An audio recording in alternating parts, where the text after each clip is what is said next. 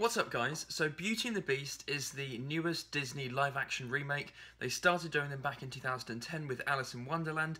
That wasn't so successful, but since then they made some really good ones like Cinderella, The Jungle Book, Maleficent, Pete's Dragon, and now we have Beauty and the Beast, which is the live-action remake of the 1991 classic animated film. It was the first animated film to ever be nominated for Best Picture at the Oscars.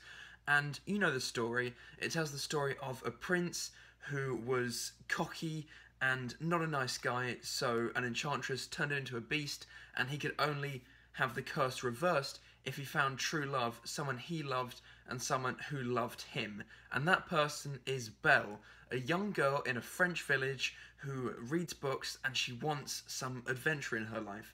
And she's played by Emma Watson in this film, who of course is Hermione, and the Beast is played by Dan Stevens, who was also Mathew Crawley in Downton Abbey. And did I like this film? Yes, I really enjoyed this film. I've never really been a big fan of Disney films, but after watching this film and throughout, I just really loved the film. It put a smile on my face that rarely left. Above all, the film is a triumph of production design. The sets, the costumes, the direction, the cinematography, it all looks wonderful. It looks like a dream. It all looks so great. The colours, the colour scheme, again, the production design, it's just exquisite to look at. Every single scene is lovely to look at. Even when the film drags a bit, and it does, the film is constantly gorgeous to look at. The CGI is also really good for the household objects, for the candlesticks like Lumiere and Cogsworth and Mrs. Potts, the teacups, all of those servants who were turned into the household items, they all look really good and somewhat realistic. The CGI was actually really good for them. For the Beast, however, it was solid. Only in some scenes was it a bit distracting and you could see that it was CGI, the Beast's face. But for the most part, the Beast actually looked pretty good. Emma Watson and Dan Stevens are excellent as Belle and the Beast. As Belle, Emma Watson really gives this naivety and then a sense of awe and wonder when she sees the Beast's palace, and their relationship is really what the film hinges on, and it could have been fleshed out a bit more during that somewhat slow middle half, but I think they did a pretty good job fleshing out their relationship. Dan Stevens really sells the Beast as this intellectual former prince who is still very smart and he's trying to cling on to his humanity, but all those years in isolation has changed him a bit, and when he meets Belle, he initially rejects her, but he too grows to love her as she grows to love him. Luke Evans as Gaston is perfect.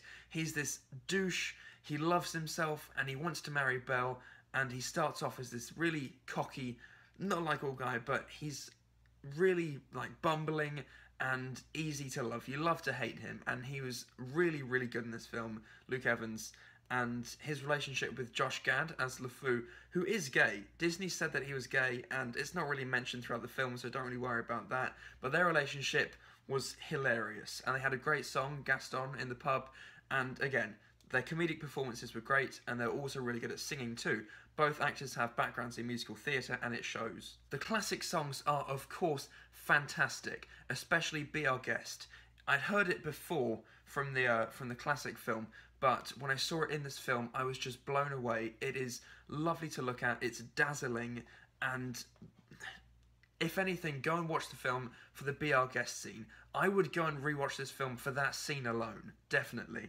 The songs are amazing, however they did add a couple of new songs that of course can't match up to the original ones.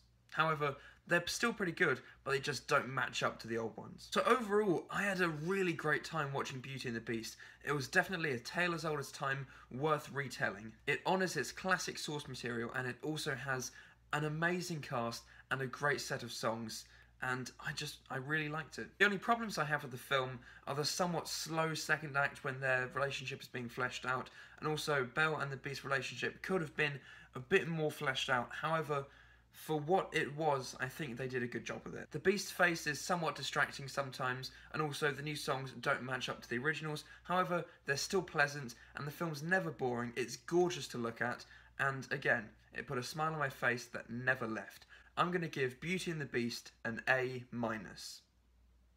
Really go and check this one out. It's great for families, it's lovely entertainment, and go and see it. So those are my thoughts on Beauty and the Beast.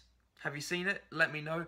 Comment, subscribe, like, whatever you want to do. Just a quick channel update. I'm going to England soon, so expect more vlogs, and I'm going to try and catch up on the March movies that I haven't seen, like maybe Power Rangers, definitely Ghost in the Shell, which I've wanted to see for a while now. And there's only really one major film coming out in April, which is The Fate of the Furious. So I'll see that, and during April I'll try and catch up on the films that I missed in March. So, there you go, those are my thoughts on Beauty and the Beast. Quick channel update, some vlogs coming out soon. Until the next time, goodbye.